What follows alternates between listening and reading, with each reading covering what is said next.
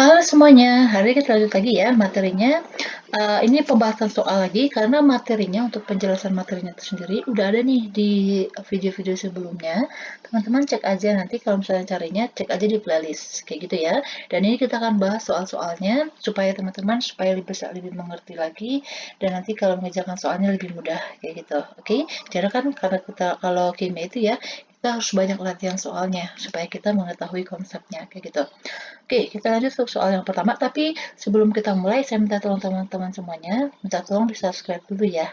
Oke, supaya saya makin semangat nih buat membantu teman-teman buat videonya lebih banyak lagi dan juga supaya teman-teman semuanya supaya makin bisa nih, makin pintar. Ya, kita lanjut untuk soal pertama. Ini ada percobaan. Diketahui ini ada 4 percobaan. Yang ditanya di sini kelompok gambar yang termasuk exotherm yang mana. Oke, teman-teman perlu ketahui, dia kan kelompoknya ada 2 ya. Ada exotherm dan ada endotherm. Ya kan? Kalau exotherm ini dia melepaskan kalor. Oke, terus dia itu terjadi perpindahan energi yaitu dari sistem ke lingkungan. Oke, dan kalau dia reaksi eksotherm itu diidentik dengan perubahan entalpinya nilainya minus. Sedangkan kalau endotherm ini dia menyerap kalor, oke, terus dia itu perpindahan energinya ini dari lingkungan kebalikannya ke sistem. Oke, sedangkan nilai delta H-nya atau perubahan entalpinya itu nilainya positif. Oke, kilojoule per mol. Ini juga kilojoule per mol. Oke, di sini kan yang diminta adalah exotherm. Nih, berarti kita fokusnya ke sini. Jadi kan dia melepaskan kalor atau dari terjadi perubahan atau perpindahan kalornya yaitu dari sistem ke lingkungan.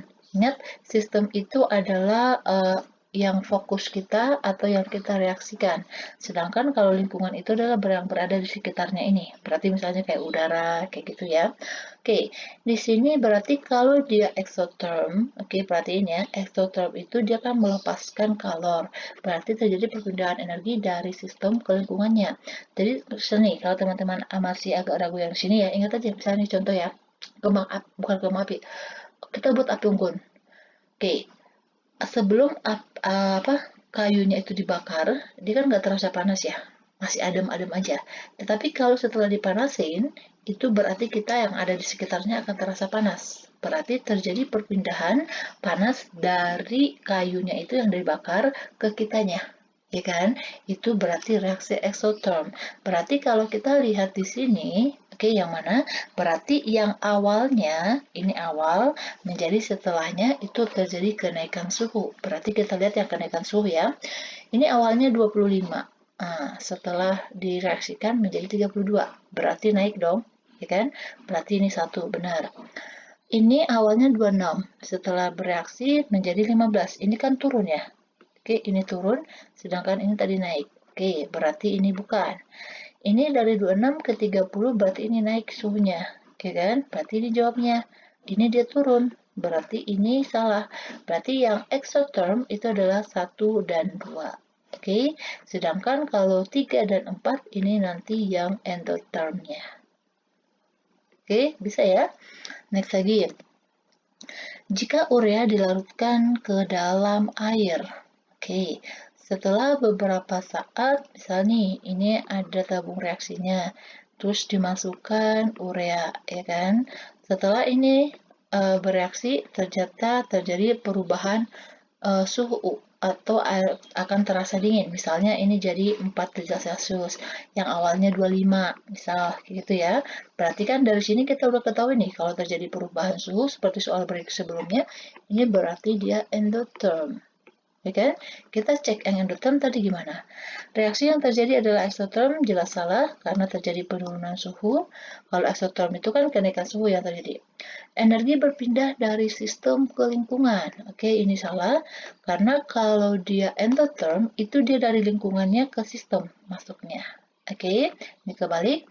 Entalpi sistemnya bertambah. Oke, entalpi sistemnya bertambah berarti benar dong, ya kan? Nanti nilai delta H-nya itu jadi positif. Ini jawabnya yang C. Kalau delta H reaksinya atau perubahan entalpinya nilainya negatif, itu salah, karena itu miliknya exotherm. Ya kan? Reaksi melepaskan kalor itu juga reaksinya exotherm. Kalau endotherm itu dia menyerap kalor. Oke, bisa ya? Next lagi. Diketahui reaksi pembentukan HBr. Oke, di sini ditanya diagram tingkat energinya yang mana. Ini diketahui reaksinya ya. Dan ini juga diketahui bahwa dia itu adalah, nih, kalau dia minus apa? Pintar. Dia itu adalah exotherm. Oke, perhatiin ya, kalau untuk cari delta H ini, itu perubahan dari entalpi yang kedua dikurang dengan entalpi yang pertama atau yang lebih besar. Atau ini adalah pengurangan dari produk dikurang reaktan. Oke, berarti kalau nilainya negatif, berarti nilai siapa yang paling besar? Pintar. Nilai reaktannya lebih besar, produknya lebih kecil. Kayak gitu. Makanya dia nilainya negatif. Berarti kalau kita lihat di sini, ini kan dia akan menuju ke atas. Ini dia perubahan entalpinya ya. Oke, semakin ke atas kan semakin besar nih. Oke, tadi yang nilainya semakin besar itu adalah reaktan. Berarti posisi yang di atas itu adalah miliknya reaktan. Oke, saya. Jadi kalau kita buat nih persamaan reaksinya, nih. Jadi ini kan posisi sebagai reaktan ya. Jadi reaktan itu jumlahnya lebih banyak. Berarti kalau misalnya tadi ini angkanya semakin ke atas, ini nilainya misalnya semakin 100 kJ, ini kan karena dia minus di sini. Berarti semakin ke atas semakin gede, tadi yang makin gede nilainya adalah reaktan kan? Berarti reaktan yang ada di atas berarti setengah H2 ditambah setengah Br2, produknya kan HBr. Ingat, tanda panahnya ke bawah, ya kan? Berarti di sini yang HBr-nya. Itu, oke? Jadi ini yang nilai delta H-nya yang minus 55. Misal aja nih, ini nilainya 0. Terus ke sini nilainya 55. Kayak gitu, ya kan? Berarti jawabnya yang sesuai yang mana nih? Yang A ya, ya kan? Ini reaktannya di atas, tanda panahnya juga teman-teman hati-hati. Tanda panahnya itu selalu dari reaktan ke produk, ya kan? Kalau ini salah, karena tanda panahnya ini mengarah dari reaktan dari produknya ke reaktan. Ini nanti penguraian, bukan pembentukan lagi. Oke, dan ini juga salah. Kalau ini dia udah benar, tetapi nilai delta-nya salah. Dia dibuatnya di sini positif, kita maunya negatif. Ini salah karena produknya yang di atas. Ini juga salah, produknya yang di atas. Oke, next lagi. Perhatikan persamaan termokimia di bawah ini. Pasangan persamaan reaksi yang benar. Oke, kita disuruh cari yang mana yang sesuai dengan simbol-simbol yang ini. Oke, teman-teman perhatiin. Kalau dia delta HF, ini berarti reaksi pembentukan. Oke, kalau pembentukan itu kan berarti dari unsur-unsurnya menjadi senyawanya. Itu kalau pembentukan. Tetapi kalau D, ini dia penguraian. Jadi dari senyawanya diuraikan menjadi unsur-unsurnya. Tetapi kalau dia, oke, kita buat D. Kalau D ini dia penguraian ya. Oke, kalau D itu penguraian. Kalau C ini dia pembakaran. Oke, dari combustion, ini formation. Berarti yang sesuai kalau pembentukannya berarti dari unsurnya. Ini unsur menjadi senyawa. Oke, ada lagi nggak yang unsur? Nah, ini unsur, ini senyawa. Oke, benar juga. Berarti yang sesuai yang mana nih? Berarti antara 1 sama 5 ya depannya ya. Yang 5 depannya nggak ada. Berarti kemungkinan jawabnya adalah yang ini. Terus, kita buat sini. Ini delta F. Ini dari senyawa menjadi unsur-unsurnya. Ini kan unsur nih, molekul unsur. Ini juga molekul unsur. Oke, berarti bisa nih, ya kan? Ini delta HD juga. Kalau ini dari senyawanya menjadi unsur-unsurnya. Oke. Ini juga benar, ini delta HD juga. Kalau penguraian ya. Ini kalau misalnya senyawa alkohol direaksikan dengan oksigen, menghasilkan CO2 sama H2O. Nah, ini dia namanya reaksi pembakaran. Jadi kalau suatu senyawa organik direaksikan dengan oksigen, menghasilkan CO2 dengan H2O, itu disebut dengan reaksi pembakaran. Oke, berarti reaksi pembakaran yang diminta yang terakhir, berarti yang terakhir itu jawabnya yang 4. Nah, berarti yang ini. Bisa? Oke, next ini soal yang terakhir ya. Seorang siswa mengukur perubahan entalpi. Ini ada perubahannya atau ini ada reaksi kimianya. Jadi HCl yang direaksikan dengan NaOH. Ini berarti reaksi apa namanya? Ah, pintar. Ini reaksi netralisasi, ya kan? Atau reaksi penetralan. Karena reaksi asam dengan basa. Berarti ini asam kuat, ini basa kuat. Di sini ketahui suhu awalnya HCl dan NaOH itu adalah sama nih, sama-sama 24. Setelah dicampurkan menjadi 29. Oke, kenaikan suhu ya berarti exotherm. Jika banyaknya zat yang dicampurkan, yaitu 50 mili 0,1 HCl-nya, 50 mili NaOH-nya 0,2, diketahui nih kapasitas kalor bijananya diabaikan. Oke, berarti kita nggak hitung. Kalor jenis airnya nilainya segini. Maka perubahan entalpinya berapa? Yang ditanya adalah nilai delta H-nya ya. Oke, ini kira-kira pakai rumus apa? Ah, pintar. Ini rumus Ki camat. Ki sama dengan M kali C kali delta T. Jadi kita cari kalornya dulu. Oke, masanya, oke teman-teman, hati-hati ya.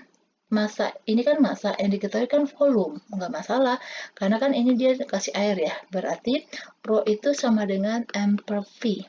Masanya air kan, sejenisnya air kan 1 ya. Berarti 1 sama dengan massa volumenya, kalau untuk KCl misalnya nih ya.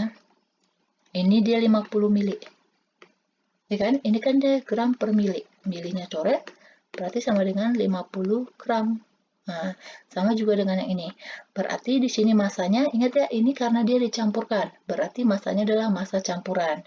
Yang HCl-nya 50, ini juga 50, berarti ada 100 gram. Terus ininya 4,2 kapasitas apa nih kalau jenisnya ya? 4,2 Joule gram Kelvin. Oke. Ini suhunya delta T-nya berarti perubahan T2 dikurang T1 dong. Ya kan? Akhir dikurang awal. Tadi akhirnya 29, akhirnya 24, berarti 5 perubahannya. Oke. 5, ini bisa kita buat Kelvin ya, langsung aja. Kalau misalnya ini tambah 273 kan 273-nya coret aja.